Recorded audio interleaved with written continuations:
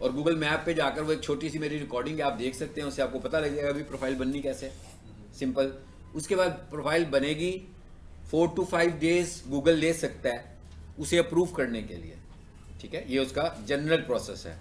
ऐसा भी हो सकता है कि जब आप प्रोफाइल बना रहे हो तो फर्स्ट लेसन में ही आपकी प्रोफाइल, फर्स्ट डे में ही आपकी प्रोफाइल अप्रूव हो जाए, इवन बनाते हुए ही आपकी प्रोफाइल अप्रूव हो जाए।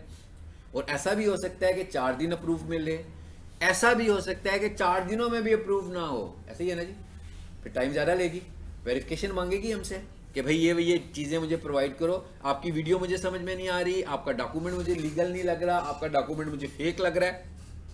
तो ये चीज़ें जब हम उसे ठीक वाली प्रोवाइड कर देंगे तो हमारी प्रोफाइल अप्रूव हो जाएगी। एक और टेक्निकल पॉइंट आपको बताया था कि जैसे मिसाल के तौर पर पीक सॉल्यूशन की प्रोफाइल ऑलरेडी बनी हुई है, ऐसी है ना। मैं क्या करता हूँ, मैं पीक सॉल्यूशन के दरवाजे के करीब खड़े होकर कोड लोकेशन बनाता हूँ और उसका नाम भी क्या रख देता हूँ, पीक सॉल्यूशंस कॉलेज। इसका क्या मतलब हुआ, अब एक की 2 प्रोफाइल्स बनने वाली हैं। लेकिन जब हम ये वाली प्रोफाइल बनाएंगे तो गूगल हमें ये कहेगा कि भाई इस नाम का बिजनेस तो पहले ही यहाँ पर मौजूद है, तो क्या आप उस बिजनेस के, क्योंकि वो वाली प्रोफाइल तो वेरीफाइड है ना भाई, लोगों को नजर आ रही है, वो वाला बिजनेस गूगल लिस्टिंग में मौजूद है, ऑलरेडी मौजूद है। गूगल आपसे क्या पूछेगा कि भाई ये वाली लिस्टिंग तो पहले से बनी हुई है, तो क्या आप इस बिजनेस के ऑनर हैं। अगर मैं कहूँ हाँ भाई मैं तो ऑनर हूं इस बिजनेस का, तो कहेगा क्या आप इस बिजनेस प्रोफाइल को क्लेम करना चाहते हैं कि आपकी ऑनरशिप में आ जाए। अगर मैं ऐसा करूंगा तो गूगल क्या करेगा, यानी कि मैं ऑनर तो नहीं हूं ना, ऑनर तो पीक सॉल्यूशन की प्रोफाइल के पीक सॉल्यूशन वाले हैं, लेकिन मैं क्या कर रहा हूं, मैं एक नई प्रोफाइल बना रहा हूं और मैं उसमें कहता हूं हाँ भाई मैं ऑनर हूं। अब गूगल क्या करेगा, जो उसका असल ऑनर होगा उसको एक ईमेल भेजेगा कि भाई ये आपकी प्रोफाइल है, इस प्रोफाइल को कोई दूसरा क्लेम कर रहा है, आपकी प्रोफाइल को कोई दूसरा बंदा क्लेम कर रहा है, तो क्या ये आप ही हैं कि ये आप नहीं हैं। ठीक है, अब ज़हन में क्वेश्चन ये आता है कि भाई अगर मैं ही हूं तो मैं क्लेम क्यों कर रहा हूं, ऐसे ही है ना, मेरी प्रोफाइल तो ऑलरेडी मेरे पास ही है, मैंने क्यों क्लेम करने हैं। इसका सिनेरियो भी आपको बताता हूं, इसका क्या सिनेरियो है। इसका सिनेरियो ये है कि हम सपोज करते हैं जी पीक सॉल्यूशन की प्रोफाइल आज से 5 साल पहले मैंने बना कर दी। इसका मतलब क्या हुआ, पीक सॉल्यूशन की प्रोफाइल मेरे जीमेल से बनी, अब मैं क्या कर रहा हूं, पीक सॉल्यूशन के इस प्रोजेक्ट को स्टॉप कर रहा हूं, क्विट कर रहा हूं, लेकिन उनकी प्रोफाइल किसके साथ है, जिस जीमेल के साथ है उसकी ऑनरशिप तो मेरे पास है। तो इसका मतलब क्या हुआ, अगर मैं इस प्रोजेक्ट को स्टॉप करूंगा तो उनकी प्रोफाइल को भी साथ लेकर ही जाऊंगा ना यहां से। अब मैं क्या करूंगा, जब मैं इसे स्टॉप करूंगा तो मैं पीक सॉल्यूशन के किसी दूसरे जीमेल से इस प्रोफाइल को क्लेम करूंगा। जब जैसे ही मैं क्लेम करूंगा तो क्या होगा, मेरे जीमेल पर, यानी जिससे मैंने 4 साल पहले प्रोफाइल बनाई थी, एक मेल आएगी गूगल की तरफ से कि जनाब ये आपका बिजनेस है और इसे कोई दूसरे साहब क्लेम कर रहे हैं, तो क्या ये आप ही हैं कि कोई और साहब हैं। आपका क्या ख्याल है, मैं क्या कहूंगा इस सूरत में, मुझे क्या कहना है, यस मैं ही हूं ये। तो क्या होगा, ये वाली प्रोफाइल मेरी ऑनरशिप से स्विच होगी और दूसरे बंदे की ऑनरशिप में चली जाएगी, और अब ये वाली प्रोफाइल मेरे पास नहीं रहेगी। ये वाला जो काम है, अब आपको ये प्रोसेस समझ में आया कि कोई दूसरा बंदा कैसे क्लेम कर सकता है, वो फेक भी हो सकता है और वो रियल भी हो सकता है।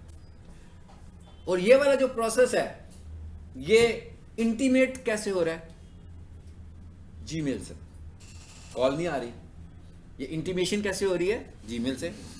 और इसकी जो डेडलाइन है वो मैक्सिमम 3 डेज है, मैक्सिमम 3 डेज। इसका क्या मतलब हुआ, आफ्टर 3 डेज ऑटोमेटिकली अगर मैं 3 दिन तक जवाब नहीं दूंगा तो ये वाली प्रोफाइल गूगल ये समझेगा कि भाई ये जिस जीमेल से बनी थी अब वो वाला जीमेल डेड है, अब वो इसको एक्टिवेट ही नहीं कर रहे, तो ऑटोमेटिकली नए बंदे के पास उसकी ऑनरशिप चली जाएगी।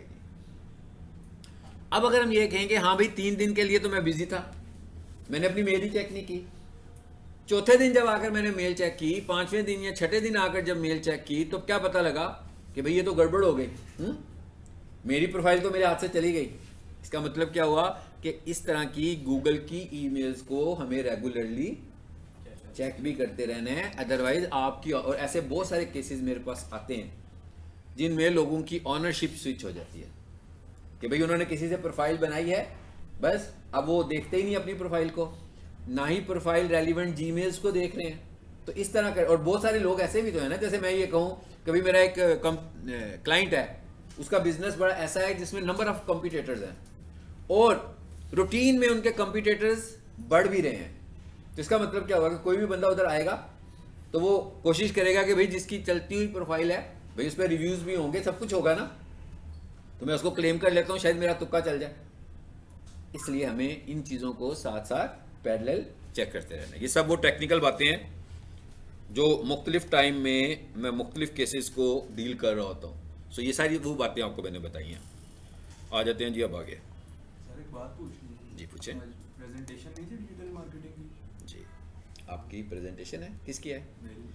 इस क्लास के बाद होगी, ठीक है? इसी रूम में? हाँ इसी रूम में होगी, बिल्कुल मैं ही लूँगा। लैपटॉप लाए हो अपना? हाँ जी हाँ जी है। बस जैसे ही क्लास खत्म होने लगेगी अपना लैपटॉप ऑन कर लीजिएगा। और कौन कौन लोग हैं प्रेजेंटेशन के लिए? आप लोग भी हैं, आप लोगों ने भी यही, जैसे ही मेरी क्लास एंड होगी आपने अपनी प्रेजेंटेशन दिखानी है, ठीक है? ओके, क्योंकि आपकी क्लास नहीं, अगर आप चाहें तो जो काम आपने करना है आप लैब में जाके कर सकते हैं, यहाँ बैठ के करना है डजंट मैटर। अगर जो आपका मेकअप है इसके लिए नहीं कहो सब मेकअप हुआ हुआ है, ठीक है, क्लास में भी बैठ सकते हैं और चाहें तो लैब में बैठ जाएं। जैसी क्लास एंड हो 6:10 पे हो जाएगी इंशाल्लाह हमारी क्लास एंड, ठीक है? ठीक है, हाँ। तो मैं क्या आप लोग जो भी है अगर बैठ के यहाँ बैठना चाहते हैं डजंट मैटर, अगर आप लैब में बैठ के कुछ प्रिपरेशन करना चाहते हैं 6:10 पे इधर आ जाएं और साथ अपनी शीट्स ले आइएगा, ठीक है? प्रेजेंटेशन शीट्स मिलती हैं वो लेकर आनी है नीचे से ऑफिस से। चलिए जी हम गूगल में आ गए। अब मैं ये प्रोफाइल खोलने लगा हूँ। अच्छा, अब हमने पिछली क्लास में, अब मैंने ऐसा ही टेक्निकल पॉइंट्स बताए हैं, प्रैक्टिकल वाला पॉइंट अभी कर आए हैं हम। पहले प्रोफाइल बनानी कैसे है, ऑप्टिमाइजेशन कैसे कर रहे हैं, ये सब कुछ कर रहे हैं ना हम लोग।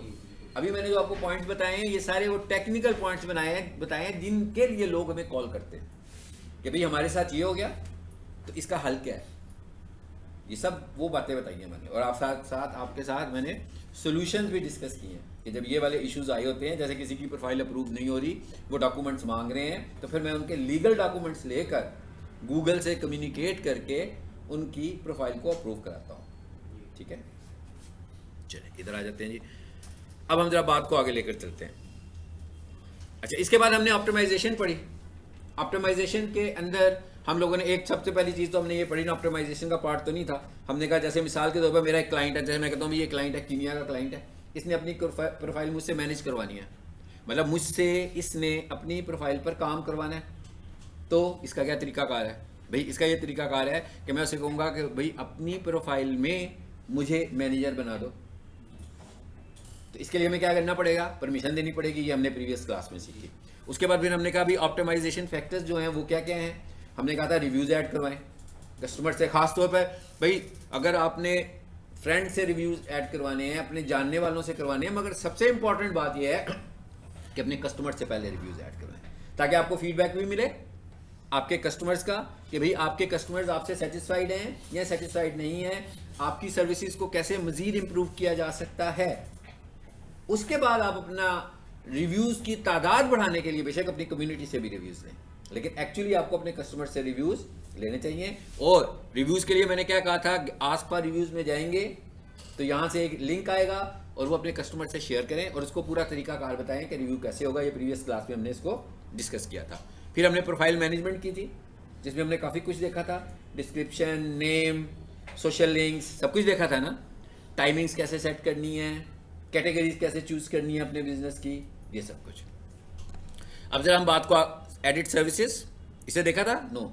बुकिंग को देखा था हमने कि भाई आपकी वेबसाइट पर एक बुकिंग का लिंक भी होना चाहिए। हाँ, जैसे मैं कहता हूँ भाई मेरा एक क्लाइंट है जी, मैं ये कहता हूँ मेरा एक क्लाइंट है और वो क्या कर रहा है, वो कोई प्रोडक्ट सेल करता है। जैसे मैं कहता हूँ कॉर्पोरेट वॉशिंग वाला जो है वो ऑनलाइन सर्विसेज देता है, एट होम सर्विसेज देता है, ठीक है? आप लोगों ने इसे फिल कर लेना पहले से ही, हाँ, अपना सारा एट होम सर्विसेज देता है। अब इसका मतलब उसने एक वेबसाइट भी बनाई हुई है। अब किसी को अगर ये सर्विसेज चाहिए वो उसकी वेबसाइट पर जाएगा और उनके बुकिंग के पेज पर जाएगा। वहाँ पे जाकर जैसे डॉक्टर्स बुकिंग करते हैं, अपॉइंटमेंट लेते हैं, वहाँ पे जाकर उसको फिल करेगा, बताएगा भाई मुझे इस तरह की टाइमिंग्स पर आपसे ये सर्विसेज लेनी है, आर यू अवेलेबल? तो क्या होगा, उसको एक मेल चली जाएगी वो उसको टाइम बता देगा, इट्स ओके जी, मैं बिल्कुल आपको सर्विसेज दे सकता हूँ, इतने बजे मैं आपके घर आऊँगा ये सब काम करने के लिए। इसका मतलब क्या हुआ, इंगेजमेंट हो गई ना, क्लाइंट्स बढ़ने की अपॉर्चुनिटीज मिल रही हैं हमें इस तरीके से। तो अच्छी बात है कि आपके पास कोई बुकिंग का पेज होना चाहिए, मगर ये कहाँ पे होगा, वेबसाइट पे होगा। यानी अगर आपकी वेबसाइट होगी उसके ऊपर हमें एक ऐसा लिंक बनाना है जिसमें कोई बंदा हमसे बुकिंग मांग सके, और जब वो उसको सबमिट करे तो मेल हमारे ईमेल पर आ जाए, हम उसका मेल चेक करें, उसमें उसका मोबाइल नंबर भी आ रहा हो, एड्रेस भी आ रहा हो, हम उसे फीडबैक लें, जी हम आना चाह रहे हैं, कब आए आपके सर्विस प्रोवाइड करने के लिए आपको, ठीक है। उसके बाद अब आ जाते हैं आगे, एडिट सर्विसेज, इस पर क्लिक करते हैं जी। अब अगली चीज आ गई है मेरे पास, सर्विसेज। अगर मैं सिंपली बात करूं, अगर हम पीक सॉल्यूशन के सिनेरियो में बात करते हैं, हाँ हम कहते हैं भाई पीक सॉल्यूशन की सर्विसेज क्या है, कंप्यूटर कोर्सेज। इसी तरह कंप्यूटर कोर्सेज को हम डेप्थ में ले जाएं तो बहुत सारे कंप्यूटर कोर्सेज, तो हम सबके नाम लिखना शुरू हो जाएंगे ना, web development course, digital marketing course, foundation course, graphic designing diploma, IELTS, spoken English classes, etcetera etcetera. तो ये तो सर्विसेज पूरी हो गई, ऐसे ही है। तो यहां तक तो हमने ऐड कर दी इसके अंदर सर्विसेज। अच्छा, अब हम ये कह रहे हैं कि ये तो सर्विसेज है ना, लेकिन इनकी सर्विसेज को लेने के लिए लोग जरूरी तो नहीं है कि यही सारी सर्विसेज लिख रहे हो, क्या ख्याल है। जैसे कोई बंदा डिजिटल मार्केटिंग के कोर्स को लिख लेता है, best internet marketing course in Lahore, best internet marketing courses institute in Lahore, internet marketing academy in Lahore. अब कितनी सारी मैं कीवर्ड्स बोलना शुरू हो गया हूं। ये बेसिकली वो चीजें हैं जो लोग सर्च करेंगे इनके बिजनेस को फाइंड करने के लिए। अब मैंने ये जो 5-6 एक्स्ट्रा बोली हैं, आप सबको पता है कि ये सर्विसेज नहीं है। सर्विसेज क्या थी, digital marketing diploma, digital marketing course. लेकिन ये जो मैं बात कर रहा हूं ये लोगों की सर्च क्यूरी हो सकती हैं कीवर्ड्स की शक्ल में। तो हमें क्या करना है, हमें अपनी सबसे पहले तो अपनी सर्विसेज ऐड करनी है, उसके बाद हमें वो सर्च क्यूरीज भी ऐड करनी है जो लोग हमारे बिजनेस को ढूंढने के लिए इस्तेमाल करते हैं। फायदा क्या होगा इसका, फायदा इसका ये होगा कि भाई जब लोग उन सर्च क्यूरीज को टाइप करेंगे तो हमारे बिजनेस की विजिबिलिटी बढ़ेगी ना। तो इस तरह करके ये बड़ा स्ट्रॉन्ग फैक्टर है आपकी प्रोफाइल को ऑप्टिमाइज करने का। और अगर आप डिजिटल मार्केटिंग के बहुत सारे मॉडल इस्तेमाल करने लगे हुए हैं, मिसाल के तौर पर भैया आपकी वेबसाइट भी है, आप गूगल ऐड भी रन करते हो, आप सोशल मीडिया मार्केटिंग भी कर रहे हैं, तो इसका मतलब क्या हुआ, आपको बहुत अच्छे तरीके से पता होगा कि आपके बिजनेस को और आपके कंपटीटर्स के बिजनेसेस को फाइंड करने के लिए कौन सी सर्च क्यूरीज हैं जो बहुत ज्यादा की जाती हैं। ऐसे ही है ना, मैं जब किसी का बिजनेस शुरू करता हूं तो मैं सबसे पहले जाकर उसके पास बैठ के उसके पूछता हूं बहुत सारी बातें। पहला क्वेश्चन मेरा उनसे यही होता है कि भाई आप ये सर्विसेज दे रहे हैं, क्या सर्विसेज क्या दे रहे हैं, लिख ली। फिर मैंने कहा आप मुझे ये बताएं कि अगर आप खुद ही अपने बिजनेस के क्लाइंट हों तो आप अगर इंटरनेट यूज करेंगे तो आप ढूंढेंगे क्या।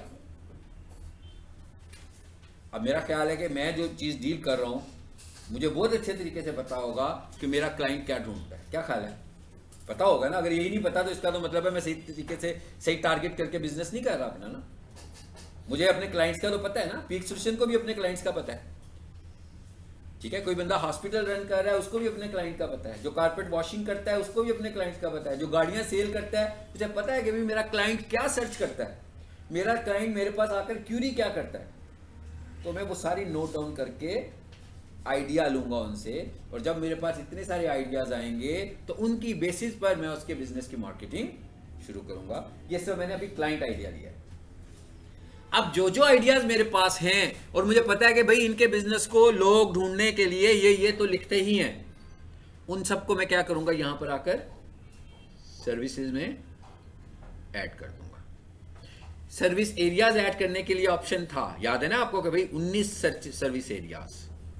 सर्विस एरियाज मैंने बताया था ना कि 19 सर्विस एरियाज ऐड हो सकते हैं। कैटेगरीज की बात हुई तो मैंने कहा 10 कैटेगरीज ऐड हो सकती हैं बिजनेस की, मगर सर्विसेज ऐड करने की कोई लिमिट नहीं है, गूगल ने नहीं लगाई हुई। कहता अभी मुझे क्या पता है कि आपकी कितनी सर्विसेज हैं, किसी की ज्यादा हो सकती हैं, किसी की कम हो सकती हैं।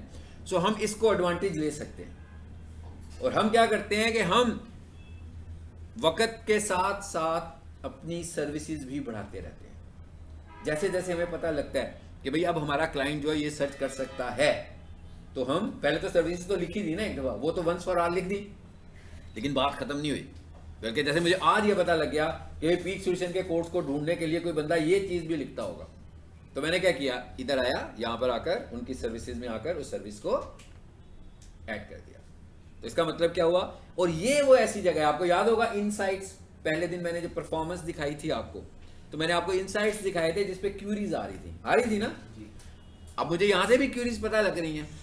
हो सकता है कि किसी क्यूरी पे मैं ट्रिगर हो गया हूँ, मगर वो मैंने सर्विसेज में ऐड नहीं की और वो क्यूरी भी बड़ी स्ट्रांग है, तो मैं क्या करूँगा, उसको थोड़ा सा पॉलिश करके उस क्यूरी को अपनी सर्विसेज में ऐड कर दूँगा। इसी तरह मैं गूगल पे सर्च करूँगा और मैं ये देखूंगा कि भाई कितनी क्यूरीज लिखने से प्रोफाइल्स आती हैं और अच्छी अच्छी वेबसाइट्स ऊपर आती हैं, उनको भी मैं यहाँ पे लिख दूँगा। भाई लोकल सर्च के लिए, लोकल मार्केटिंग करने के लिए सारा क्राइटेरिया सर्च कर रहे हैं ना, तो हम ये कह रहे हैं लोकल मार्केटिंग करने के लिए लोग जो जो सर्च कर रहे हैं वो हम सब कुछ यहाँ पे लिखेंगे। कैसे लिखेंगे भाई, ये क्या लिखा हुआ आ गया, ऐड मोर सर्विसेज।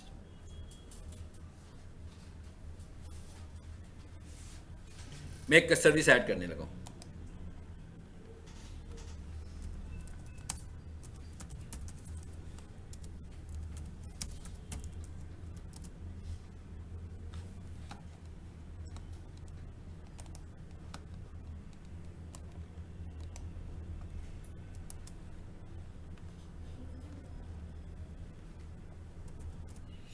जी कर दी मैंने एक सर्विस ऐड। क्या सर्विस ऐड किया मैंने लिखा है used Japanese car under 700 KSH। KSH क्या है, उनकी करेंसी है। सो मैंने कहा भाई 700 KSH के अंदर कौन सी गाड़ी आ रही है। चलिए इसको थोड़ा सा और इंप्रूव कर लेते हैं। चलिए ठीक हो गया। 700 KSH के अंडर कौन सी गाड़ियां हैं। देखिए ऐसा भी तो है ना, मुझे अपनी अब ये देखिए एक सर्च क्यूरी लिखने की एक टिप आपको दी है कि जरूरी तो नहीं है कि हर बंदा प्रोडक्ट वाइज ढूंढता हो। बहुत सारे लोग तो इस तरह भी चीज़ों को ढूंढते होंगे कि क्या वो मेरी प्राइस रेंज में भी वो चीज़ अवेलेबल है कि नहीं है। तो यहाँ पर हम डिफरेंट क्यूरीज इस तरह की भी बना देंगे जो डिफरेंट प्राइस रेंज के साथ होंगी कि भाई 1600 के अंदर, 700 के अंदर, 1200 के अंदर कौन सी गाड़ियां अवेलेबल है। क्यूरी आएगी तो ये गाड़ियों की डिटेल नहीं आएगी, गाड़ियों की प्राइस भी नहीं आने वाली। सिर्फ क्या होना है, इससे फायदा क्या होगा, इनकी प्रोफाइल ऑप्टिमाइज होगी और टॉप पे नजर आएगी, तो कोई बंदा इन्हें क्लिक करके क्यूरी कर सकता है कि भाई मुझे ये चीज चाहिए आपसे। लेकिन ये वाला काम हमने ऐसे नहीं करना जैसे हम कोई ऐसे लिख रहे होते हैं तो भी बहुत अच्छा काम है। जैसे आज एक बहुत बड़ी टिप सीखी तो कि ये तो बड़ी ज़बरदस्त टिप है। हम जाते हैं आज अपने बिजनेस प्रोफाइल में जाकर आज रात लगाते हैं और जितना भी है ना भाई सारी ऐड कर देते हैं और पता लगता है भाई किसी ने 400 सर्च क्यूरीज ऐड कर दी, किसी ने 200 ऐड कर दी। तो इस तरह तो गूगल पकड़ लेगा ना आपको कि भैया आप क्या कर रहे हो। ये काम हमें स्लोली करना है, हमने लिस्ट बना लेनी है, हर रोज़ कुछ ना कुछ ऐड करते रहना है। एक ही दिन में ऐड करोगे तो गूगल इसको फेक एक्टिविटी समझेगा, सस्पिशियस एक्टिविटी समझेगा, बॉट एक्टिविटी समझेगा। आपने इसको रूटीन में इसकी ऑप्टिमाइजेशन करते हुए कुछ ना कुछ नया लेकर आना है और जो आपके ज़हन में आइडिया होगा उस आइडिया को यहाँ पर आपको इम्प्लीमेंट कर देना है। और क्या कहता है भाई आपने एक चेंज की है जिसको हमारी टीम चेक कर रही है, तो अगर इसमें कोई इशू नहीं होगा यानी कोई वायलेशन इशू नहीं होगा तो हम इसे विजिबल कर देंगे और अगर इसमें इशू होगा तो हम इसे रिजेक्ट कर देंगे इस क्यूरी को। ठीक है, एनीवेज इसे हम बंद कर देते हैं। वो क्या अभी ये मैंने बताया कुछ नहीं, मैंने बताया अनलिमिटेड ऐड कर सकते हैं, मगर ऐसे नहीं कर सकते कि आज रात को ही हम सारे कर दें। इसके लिए हमें करना क्या है, आप डिस्ट्रीब्यूट कर दें। सबसे पहले तो अपनी मेन सर्विसेज ऐड करें। जब सर्विसेज ऐड कर ली फिर आपने अपने कीवर्ड्स को सर्विस के तौर पर ही ऐड करना है, लेकिन आहिस्ता आहिस्ता करना है। नई प्रोफाइल के ऊपर ये सारी एक्टिविटी फौरी तौर पर करेंगे तो आपकी प्रोफाइल सस्पेंड हो सकती है कि गूगल आपको बॉट समझेगा। मैंने कहा क्या करना है, नेचुरल तरीके से करें, ऑर्गेनिक तरीके से करें कि गूगल को ये ना लगे कि आप कोई जोर आजमाई कर रहे हैं और आपको कोई टिप हाथ में लगी है कि भाई इस तरह करने से आप जल्दी रैंक होने वाले हैं। ठीक है, मतलब मिसाल के तौर पर मैं इसको 6 महीने से चला रहा हूँ, ठीक है, सपोज कर लेते हैं किसी प्रोफाइल को मैं 6 महीने से चला रहा हूँ और मुझे ये टिप्स ऐड करनी है, तो मैंने प्लान बनाया हुआ है कि हर महीने मैं एक रिसर्च करता हूँ, ठीक है, वो रिसर्च जरूरी नहीं कंप्यूटर की हो, वो डिफरेंट सोर्सेज से मैं रिसर्च करता हूँ और मुझे पता लगता है कि ये सर्च क्यूरीज हैं, तो मैंने कोई हर 8-10 क्यूरीज हर महीने में नहीं लगानी है, प्लान किया हुआ है, तो 6 महीनों के बाद कितनी सारी न्यू क्यूरीज आ जाएंगी। फिर मुझे उसके बाद और पता लगेगा, इधर से इसकी परफॉर्मेंस ही पता लग जाएगा कि भाई इस महीने 10 लोग और आए जिन्होंने आपके बिजनेस को ढूंढने के लिए ये लिखा या आपकी तरह के बिजनेस को ढूंढने के लिए ये लिखा। इसका मतलब क्या हुआ, मुझे एक आइडिया और जनरेट हो गया, अब मैं उस आइडिया की बेस पर और बहुत सारी सर्च क्यूरीज बना सकता हूं। चलिए जी इसे बंद कर दें, यानी ये वाला पार्ट भी हमारा हो गया, कौन सा, सर्विसेज वाला पार्ट। अच्छा अब आगे जाते हैं, आगे इसको भी हमने देखा था क्वेश्चन एंड आंसर्स को, ऐड अपडेट, और एक हमारे पास बच गया एडिट प्रोडक्ट्स, ये दो ऑप्शन हमारे पास बच गई हैं, और एक ऑप्शन आ रही है फोटो, इसको जरा क्लिक करें, पहले देखें, इसको नहीं देखा था हमने, इसकी शक्ल देख के आपने मुझे बताना कि ये खुल गया तो। इसके अंदर 3 ऑप्शन हमारे पास आ रही हैं जी, नहीं देखा ना इसको, पहले नहीं देखा, मुझे याद आ रहा है, हालांकि इसको पहले हमें करना है। जब आप किसी की प्रोफाइल ऑप्टिमाइजेशन करेंगे तो सबसे पहले आपने यहां से अपना काम शुरू करना है। इस पे क्या लिखा हुआ आ रहा है, number 1 cover photo, number 2 logo, and number 3 pics, बहुत सारी पिक्स। भैया तो नहीं खत्म होगा काम, ये तो चलता रहेगा, ठीक है ना। जैसे भी कॉलेज में शायद सैटरडे को कोई इवेंट था इनका, हाँ, तो उसकी काफ़ी सारी पिक्स हो सकती हैं, वीडियोस हो सकती हैं, तो वो क्या करें, वो जो उन्होंने इवेंट किया उसको यहाँ पर अपलोड कर देना चाहिए। बेशक उसकी 10 तस्वीरें हैं, बेशक उसकी 1000 तस्वीरें हैं, सब यहाँ पर पिक्स की शक्ल में लगाएं ताकि उनकी ऑडियंस को पता लगे कि क्या हो रहा है। उनकी ऑडियंस को हमने दिखाना है ना क्या होने लगा हुआ। पिक्स लगा रहे हैं, ये हम कोई पोस्ट नहीं लगा रहे, ये हम कोई ऐड भी नहीं लगा रहे, बल्कि ये जो फोटोशूट किया था सिर्फ उस फोटोशूट में से अगर हमें लग रहा है कि भाई ये क्वालिटी की 10 पिक्स हैं, 20 पिक्स हैं, 50 पिक्स हैं, तो इसको मैं रेगुलरली अपडेट करूँ। अगर पिक सोल्यूशन वाले चाहते हैं कि भाई ये भी हमारी प्रोफाइल के थ्रू अच्छा बिजनेस हमें मिले, तो रोजाना क्लास में आ जाए, जैसे भी मैं आपको पढ़ा रहा हूँ, तो कोई बंदा हाथ में कैमरा पकड़ के आए या मोबाइल पकड़ के आए तो 2 तस्वीरें उधर खड़ा होकर ले ले, 3 तस्वीरें इधर खड़ी होकर ले ले, उसके बाद क्या करें, यहाँ से निकले और जाते ही उसको प्रोफाइल में फोटोज में अपलोड कर दें, बीच में कोई छोटी सी कैप्शन लगा दें, तो क्या होगा, क्लाइंट्स को पता लग जाएगा कि भाई क्या हो रहा है आजकल, क्या चल रहा है, कौन सी क्लास पढ़ी जा रही है, कि उस क्लास में क्या हो रहा है, उन्हें पता होगा कि भाई एक्टिविटीज़ होती हैं यहाँ पर, एक्टिव है ये। ऐसे नहीं है, ऐसा नहीं है कि आप किसी प्रोफाइल पर जाएं और पता लगे भाई 6 महीने पहले वहाँ पर कोई तस्वीर लगी थी, तो वो यही समझेंगे ना ये बिजनेस एक्टिव नहीं है, कि इन्होंने ऑनलाइन तो ये एक्टिव नहीं है। तो हमें अपनी एक्टिविटी को शो करना है। पहले हिस्से में आपको क्या करना है, कवर फोटो लगाना है, बिल्कुल उसी तरह जैसे हमारे पास कोई फिजिकल बिजनेस होता है तो उसके लिए हमने एक बोर्ड लगाया होता है, कवर बोर्ड लगाते हैं ना, फोटो उसका पुराना हो जाए हम उसे अपडेट भी करते रहते हैं, ठीक है। तो ये आप समझ लो कि ये आपका बोर्ड है जो आपके ऑफिस में, आपकी फैक्ट्री के बाहर लगा हुआ है, ताकि जब लोग आपके पास आए तो उन्हें पता लग जाए भाई आपकी ऑफिस में हम पहुंच गए हैं। जैसे कॉलेज के ऊपर आते हैं तो आपको बोर्ड, कॉलेज का बोर्ड नजर आ जाता है कॉलेज के अंदर आते हुए, तो ये आपका ऑनलाइन बिजनेस प्रोफाइल का एक साइन बोर्ड बनना है, ठीक है। इधर आए जरा, यहां पर मैं क्या लिख रहा हूं, गूगल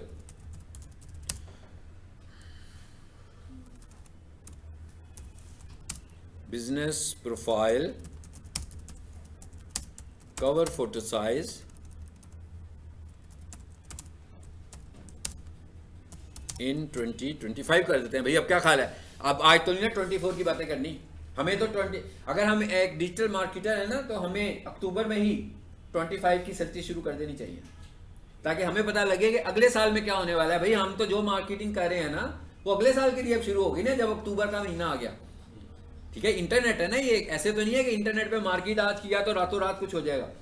आपकी मार्केटिंग ने भी तो टाइम लेना है, उसने भी तो ऑप्टिमाइज होने में कुछ टाइम लेना है अपना। तो हमें अक्टूबर में जनवरी की तैयारी शुरू कर देनी चाहिए कि भाई अब हम जनवरी में हम क्या करना चाहते हैं या जनवरी में क्या होगा। सो हमने लिख दिया भाई 2025। ये क्या किया मैंने, ये नोट्स की शक्ल में हम काम कर रहे हैं अब इस पे, कि भाई हमें गूगल हमें बताए कि क्या चीज है। आगे साइज कहता है भाई इस साइज का आपको कवर फोटो बनाना है। साइज पता लग गया, बजाय इसके कि मैं कोई किताब ढूंढूंगा, भी मुझे कोई गूगल बिजनेस की PDF बुक मिल जाए तो मैं पढ़ लूँ। तो भाई जिस बंदे ने बुक बनाई होगी ना वो बड़ी पुरानी डेट्स में बनाई होगी, वो अपडेटेड कभी भी नहीं हो सकती। इसीलिए मैं आप सबको हमेशा, जब भी मेरी क्लास में आप लोग बैठते हैं, मैं हमेशा ये कहता हूँ कि किताब नहीं पढ़नी है इसके लिए। किताब पढ़ेंगे मतलब अगर आप कोई एकेडमिक स्टडी कर रहे हैं ना डिजिटल मार्केटिंग की, देन फाइन, ज़रूर बुक पढ़नी चाहिए। लेकिन अगर आप प्रैक्टिकल स्टडी कर रहे हैं और आपने बिजनेस करना है और आपने सर्विसेज देनी है, तो अगर आप किताबें पढ़ेंगे डिजिटल मार्केटिंग की, तो आप बहुत पुराने नॉलेज के साथ चल रहे हैं, आप अपडेटेड नॉलेज के साथ नहीं चल रहे हैं। हाँ, आप अगर एकेडमिक पढ़ रहे हो, भाई कोई बंदा मास्टर्स करने लगा हुआ है डिजिटल मार्केटिंग, उसने स्पेशलाइजेशन के लिए लिया है, उसने तो बुक पढ़नी है, ठीक है। लेकिन हमें प्रोफेशनल्स को बुक नहीं पढ़नी है, हमें गूगल से पूछना जो कुछ पूछना है कि भाई अब क्या चल रहा है। ऐसा भी हो सकता है कि मैं आपको आज पढ़ा रहा हूँ, आज रात को ही गूगल की नई अपडेट आ जाए और वो कहे जनाब अब कवर फोटो का साइज ये नहीं है, ठीक है, पिछले साल इसमें हमें बड़े प्रॉब्लम्स आए तो अब हम इसके साइज को चेंज कर रहे हैं, मे भी कम कर दे, मे भी ज़्यादा कर दे। तो अब हम एक चीज़ को लेकर तो नहीं चल सकते ना। इसका मतलब क्या हुआ, आपने भी आज से 4 महीनों के बाद अगर अपनी बिजनेस प्रोफाइल का कवर फोटो बनाना हो तो मेरे लेक्चर की बजाय गूगल पर आकर ये चीज़ देखें कि भाई आजकल क्या साइज चलने लगा हुआ है, ठीक है, ओके। अब भाई साइज की बात आ गई तो ग्राफिक्स की बात आ गई, है ना। मैं हमेशा शुरू से ये कहता हूँ कि जो बंदा ग्राफिक्स नहीं कर सकता, इसका क्या मतलब हुआ, वो इंटरनेट मार्केटिंग तो नहीं कर सकता। तो Poster My Wall, Canva, Corel Draw, Photoshop, Illustrator, कोई सा भी टूल अगर आपको आता है, ज़रूरी है ग्राफिक्स में उसको इस्तेमाल करना। और अगर आपको टूल्स नहीं आते तो पोस्टर माई वॉल और कैनवा। पोस्टर माई वॉल आजकल फ्री है, फॉर 14 डेज आपको मुफ्त में मिल जाता है, ठीक है। आप उसको इस्तेमाल करें, उसमें काम करें। 14 डेज के बाद वो पेड होता है। कैनवा जो होता है, कैनवा बाय कर लें, कैनवा भी बहुत सस्ता मिल जाता है, ठीक है। तो जब तक आपके उसके अंदर भी बिल्ट इन टेम्पलेट्स होती हैं तो आपको उसमें डिजाइनिंग एफर्ट नहीं करनी पड़ती, बल्कि डिजाइन को मॉडिफाई करना होता है अपनी रिक्वायरमेंट के मुताबिक। Colour combination, backgrounds, buttons, images, सब कुछ वहां पर बना बनाया रेडीमेड मिल जाता है, तो आप उन्हीं को यूज कर सकते हैं। तो जब तक नहीं करेंगे, और एक और चीज बता दूं, फेसबुक अब ये कहता है, फेसबुक खासतौर पर फेसबुक की बात करूं, मेटा कहता है कि भाई अगर आप कैनवा से डिजाइन करके लाएंगे पोस्ट तो मैं उसकी थ्रो अच्छी करूंगा। यानी फेसबुक भी कैनवा की डिजाइनिंग को रिकमेंड करने लगा हुआ है। अगर आप ऐड चलाएंगे तो आपको मेल्स आनी शुरू हो जाएंगी कि भाई यूं करो, कैनवा में रील बनाकर ऐड लगाओ, कैनवा में पोस्ट बनाकर ऐड लगाओ, कैनवा में फेसबुक की पोस्ट बना लो, कैनवा में इंस्टाग्राम की पोस्ट बनाओ, तो उसकी रीच ज़्यादा अच्छी हो जाएगी, फेसबुक कहेगा आपको। तो इसका मतलब क्या हुआ, कैनवा को वो बहुत स्ट्रांगली रेकमेंड करने लगा हुआ है डिजाइनिंग के लिए, ठीक है। बट नो डाउट कि अगर आप कोई कंपनी रन कर रहे हैं और आपको डिजाइनिंग चाहिए और आपके माइंड में कोई क्रिएटिव डिजाइन है, तो मुमकिन है कि वो क्रिएटिव डिजाइन, हो सकता है कि वो वाला क्रिएटिव डिजाइन उसमें अवेलेबल ना हो, ठीक है। चलिए अब आ जाते हैं आगे वापस। यहां से लोगो लगाना है, भाई लोगो लगाने की तो कोई मुश्किल बात नहीं है। मैंने कहा लोगो लगाने की तो कोई मुश्किल बात नहीं, हर कंपनी का अपना लोगो बना हुआ है। तो यहां पर आए, लोगो आपने स्क्वायर शेप में लगाना है, ठीक है। 250 बाई 250 इज फाइन, आप 500 बाई 500 पिक्सल भी कर सकते हो, मगर आपका लोगो का साइज डायमेंशन क्या होनी चाहिए, स्क्वायर। आपके लोगो की साइज डायमेंशन क्या होनी चाहिए, स्क्वायर होनी चाहिए। और क्योंकि ये लोगो है तो हम ये नहीं कह रहे 1500 बाई 1500, भाई लोगो तो छोटा ही होना चाहिए ना। तो 250 इज फाइन। अगर आपको लगेगा नहीं भाई इसको जरा क्वालिटी और अच्छी कर लो, आप 500 बाई 500 कर लो, आप 700 बाई 700 कर लो, लेकिन इससे ज्यादा बड़े इमेजेस ना करें, ताकि इंटरनेट अगर स्लो भी चल रहा हो तो आपकी कंटेंट की विजिबिलिटी हो रही हो वहां पर, ठीक है। तो एक और ऑप्टिमाइजेशन फैक्टर हमारा हो गया, इसको भी कंप्लीट कर लेते हैं हम। अच्छा, उसके बाद आगे आ जाते हैं एड अपडेट। अच्छा, अब आपको नाम से पता लग रहा होगा अपडेट, नाम ही बहुत स्ट्रांग है इसका। मैं क्या, नाम ही बहुत स्ट्रांग है, नाम से ही पता लग रहा है कि भाई ये बहुत वर्थफुल है, कि भाई अपडेट्स दोगे तो अपडेट्स मिलेंगी लोगों को, और जब लोगों को अपडेट्स दोगे तो गूगल को लगेगा कि भाई ये बंदा तो बहुत अपडेटेड रखता है क्लाइंट्स को, तो ये क्योंकि ये ज़्यादा अपडेटेड रखता है तो क्यों ना इसी की प्रोफाइल को ऊपर लाया जाए। अभी तक हम पिछले 2 लेसन से जो कुछ पढ़ रहे हैं, ये सब ऑप्टिमाइजेशन करने के डिफरेंट फैक्टर्स पढ़ने लगे हुए। ऐसा नहीं समझना कि इनमें से बताए हुए किसी एक फैक्टर पर आप जोर लगाएंगे तो आप रैंक कर जाएंगे। आपको इन सब फैक्टर्स पे जोर लगाना है। जब आप ये सारे फैक्टर्स अप्लाई कर रहे होंगे तो ही आपकी सस्टेनेबिलिटी होगी और आप अमंग, देखें ना यहां पर कंपटीशन कितने में है, 3 में है। गूगल पर वेबसाइट आती है तो 3 का कंपटीशन नहीं है। आमतौर पर हम कहते हैं कि गूगल में वेबसाइट का 5 का कंपटीशन होता है, मगर यहां पे जो वेबसाइट है उसको तो 3 का कंपटीशन है। कैसे 5 का कंपटीशन होता है? एक बंदा वेबसाइट देखता है तो आमतौर पर उसके मोबाइल पर उसे 5 यूआरएल नजर आ जाते हैं ना लिखे हुए। लेकिन यहां पर आप जब प्रोफाइल में जाते हो तो यहां पर आपको कितने नजर आते हैं? सिर्फ 3। फिर नीचे का लिखा हुआ आ रहा है मोर। गूगल पे मोर तो नहीं आता। गूगल में तो यह है कि 10 नजर आ रहे हैं। वैसे तो देखा जाए तो गूगल में 10 का कंपटीशन होता है, लेकिन अब क्या होता है कि वो 10 वेबसाइट्स नजर आती है। पहले तो पेजेस बने हुए आते थे ना, अब वो पेजेस समटाइम आ रहे होते हैं, समटाइम क्या करते हैं, स्क्रॉल करते जाते हैं, वेबसाइट बढ़ती जाती हैं। तो हम कह सकते हैं कि 5-7 का गूगल पे कंपटीशन है, मगर प्रोफाइल में सिर्फ 3 का कंपटीशन है। क्योंकि जब हम किसी प्रोफाइल को देखते हैं, ये 3 का कंपटीशन क्या मैं कह रहा हूं पता है किसी को?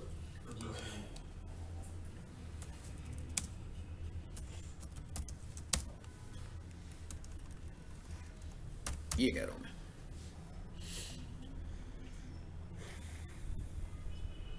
ये देखें 3 आ गई तो 3 का कंपटीशन हुआ ना।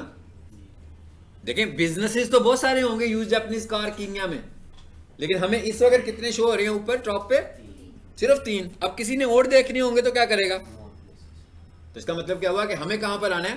3 के कंपटीशन में आना है। कि गूगल बिजनेस प्रोफाइल में क्या हम 3 के कंपटीशन में मौजूद हैं कि मौजूद नहीं है? क्योंकि कोई भी बंदा जहमत नहीं करेगा कि भाई मैं मोर प्लेसेस पे क्लिक कर लूं।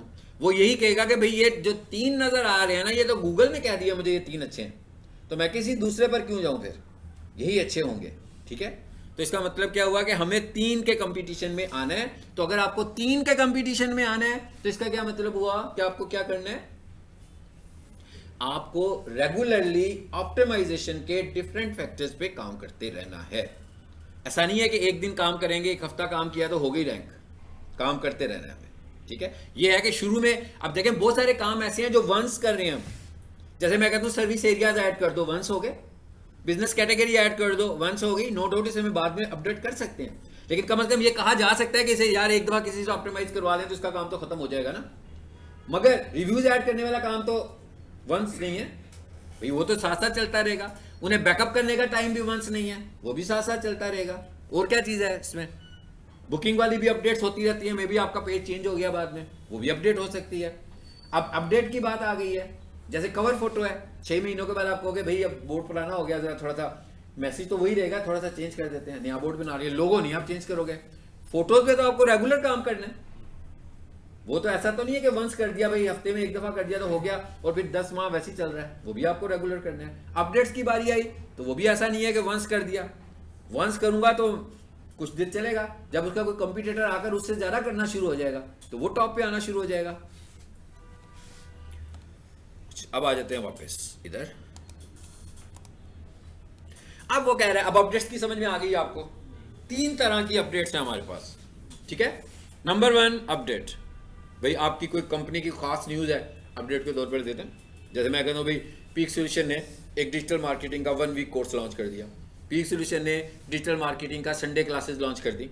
ठीक है, तो ये एक न्यूज़ है ना, तो इसको ब्रेकिंग न्यूज़ बनाकर अपडेट में डाल दो, या फिर जो भी आपकी एक्टिविटीज़ हैं उन्हें अपडेट्स में डाल दो, ताकि लोग जब भी आपकी प्रोफाइल को देखें या आपकी तरह की प्रोफाइल्स को देखें तो आपकी प्रोफाइल पर सबसे ज़्यादा अपडेटेड न्यूज़ मिल रही हो। और ये न्यूज़ एग्जैक्टली आपकी बिजनेस की होनी चाहिए। ठीक है ना, ये जनरल न्यूज़ नहीं है, ये पॉलिटिक्स न्यूज़ नहीं है, ये इंटरनेशनल न्यूज़ नहीं है, ये स्पोर्ट्स न्यूज़ भी नहीं है, ये आपकी बिजनेस न्यूज़ है, ये आपकी बिजनेस एक्टिविटीज़ की न्यूज़ है। इससे गूगल को लगेगा कि भाई आप तो अपने क्लाइंट्स को बहुत अपडेटेड रखते हैं। तो गूगल कहेगा भाई क्योंकि ये इस ब्रांड में इस कैटेगरी में क्लाइंट्स को अपडेटेड रखता है, तो मैं अमंग हिज कंपीटिटर इसको टॉप पे रखता हूं। तो एक फैक्टर हो गया हमारे पास ये। पहले इस पे क्लिक करते हैं।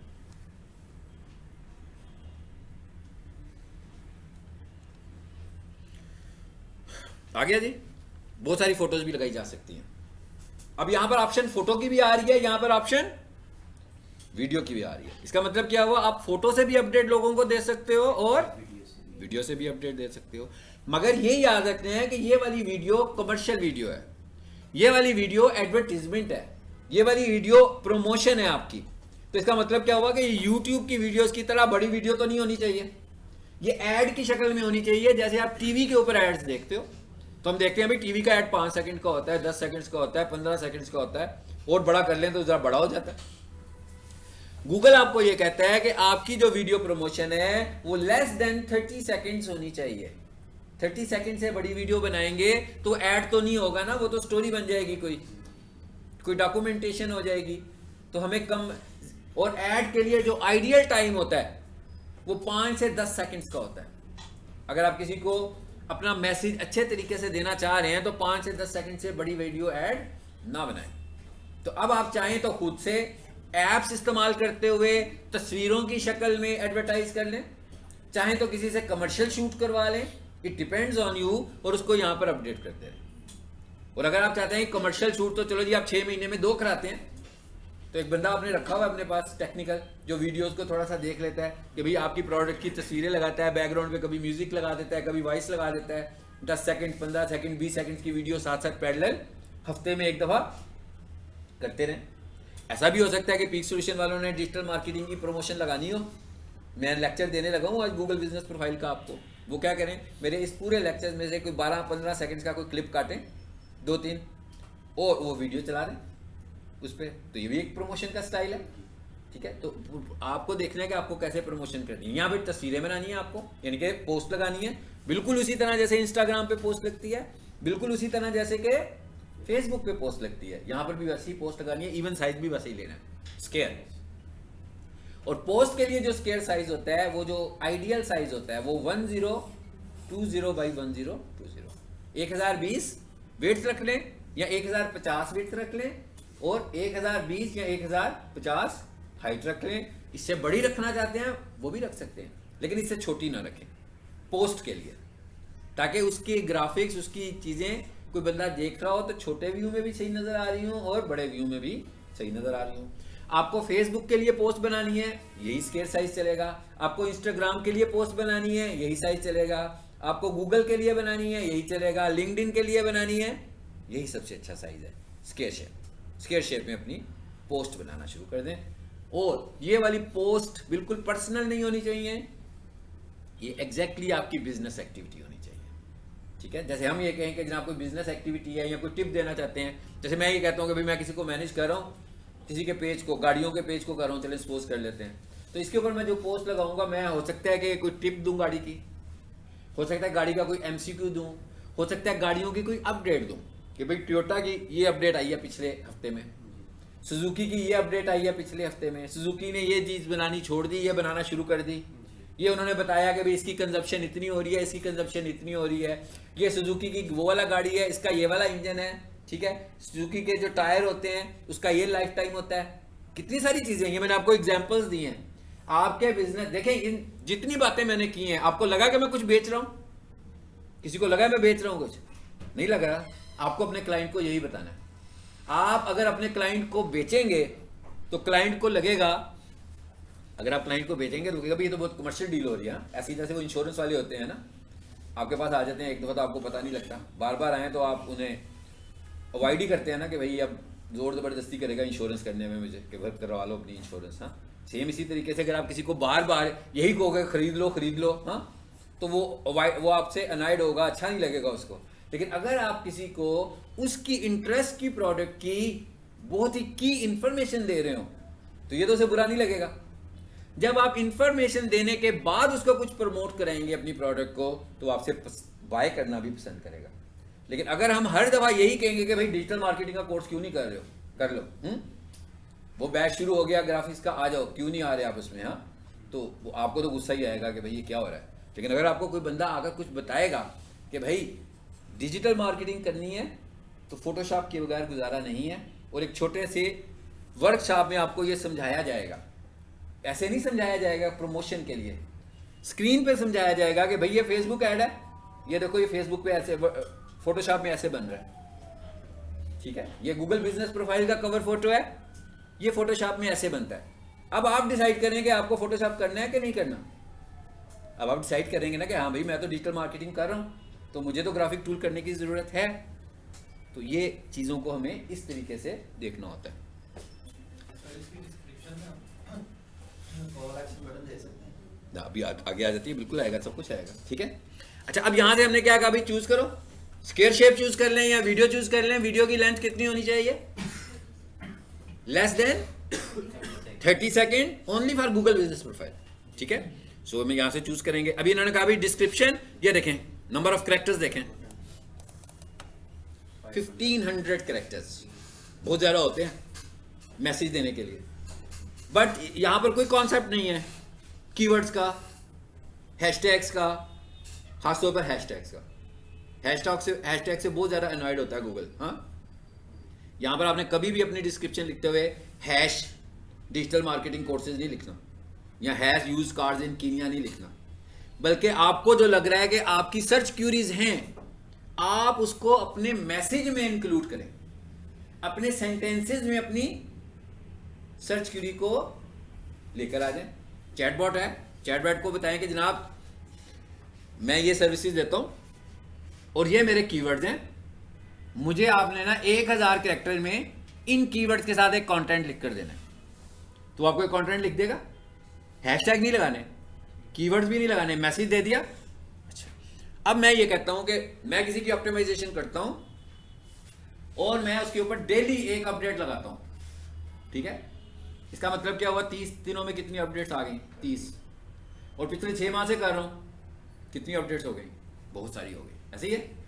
अब हर अपडेट के अंदर 1500 के कैरेक्टर में मैंने क्या किया हुआ, उसके कीवर्ड्स को अकोमोडेट किया हुआ है।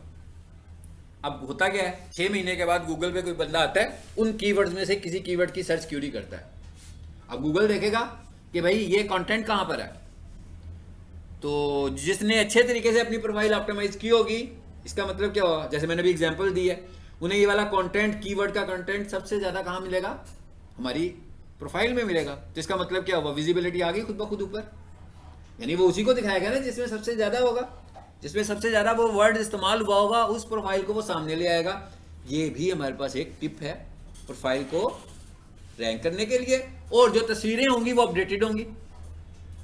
तस्वीरों में ऐसा नहीं होगा कि पुराना मटेरियल होगा कि भी पुरानी इंफॉर्मेशन आने लगी हुई है। तस्वीरों में बिल्कुल नई इंफॉर्मेशन आ रही है, कीवर्ड्स भी नए हैं। इसका मतलब क्या हुआ, कन्वर्जन के चांसेस एक्स्ट्राऑर्डिनरी बढ़ जाएंगे हमारे पास, ठीक है। अभी इन्होंने एक क्वेश्चन किया कि इट्स ओके भाई, किसी को आपकी तस्वीर नजर आ गई, गूगल के ऊपर सर्च किया उसने, ठीक है। अब वो करे क्या आगे से, सवाल तो ये है, अब वो कुछ बाय करना चाहता है, कुछ इंफॉर्मेशन लेना चाहता है, कॉल टू एक्शन क्या करेगा वो, तो हम इसके इधर आ जाते हैं। ये क्या लिखा हुआ है जी, ऐड बटन, यहाँ पे क्लिक कीजिए, कितने सारे ऐड बटन आ रहे हैं। बुक यूआरएल दें, ऑर्डर ऑनलाइन यूआरएल दें, बाय यूआरएल दें, मतलब जो भी आपकी वेबसाइट है या जहां लेकर जा रहे हैं ट्रैफिक को, लर्न मोर यूआरएल दें, साइन अप यूआरएल दें, कॉल डाउन, कुछ देने की जरूरत नहीं भैया। आपने अपनी प्रोफाइल बनाई थी, उसमें अपना मोबाइल नंबर भी दिया था, कुछ देने की जरूरत ही नहीं है। वो कॉल नाउ पे क्लिक करेगा तो क्या होगा, आपको फोन आएगा। यही हमने पहले लेक्चर में देखा था, परफॉर्मेंस में भी, कि भाई इतनी कॉल्स आई हुई हैं, यही देखा था ना। तो इसका मतलब क्या हुआ कि अगर आप रेगुलरली पोस्ट लगा रहे हो तो कन्वर्जन और कॉल्स की तादाद बढ़ेगी ना, क्योंकि जब कोई बंदा सर्च करेगा और उसकी रिक्वायरमेंट की चीज उसको नजर आ जाएगी तो उस पर कॉल्स बढ़ेंगी कि नहीं बढ़ेंगी? कॉल्स बढ़ेंगी तो इसका मतलब क्या हुआ, सेल्स बढ़ने के चांसेस ज्यादा हो जाएंगे आपके। और ये जो काम हम अभी कर रहे हैं, आपको बताया था मैंने कि ये ऑर्गेनिक है, मतलब इसमें मैंने अभी तक ये नहीं कहा कि इतने पैसे इन्वेस्ट करो, नहीं कहा ना। इसका मतलब क्या हुआ कि ये सारा काम ऑर्गेनिक है। जिसके पास ये स्किल होगी वो रेगुलरली ये काम कर रहा है, तो 10 दिनों के बाद इंप्रूवमेंट होगी, महीने के बाद उससे भी ज्यादा होगी, 2 महीनों के बाद और ज्यादा बेहतर होगी। आप देखते जाएंगे कि आपकी परफॉर्मेंस आहिस्ता आहिस्ता आहिस्ता आहिस्ता प्रोफाइल की परफॉर्मेंस बढ़ती जा रही है। एनीवेज, इसको चूज कर लेते हैं जी। क्या हुआ, खुद ही उसने नंबर पिक कर लिया, नीचे से देखें वो वाला नंबर जो हमने इस प्रोफाइल में ऐड किया हुआ है, वही वाला नंबर आ गया। चलें जिसको इंशाल्लाह अगली क्लास में यहीं से कंटिन्यू करेंगे। आज के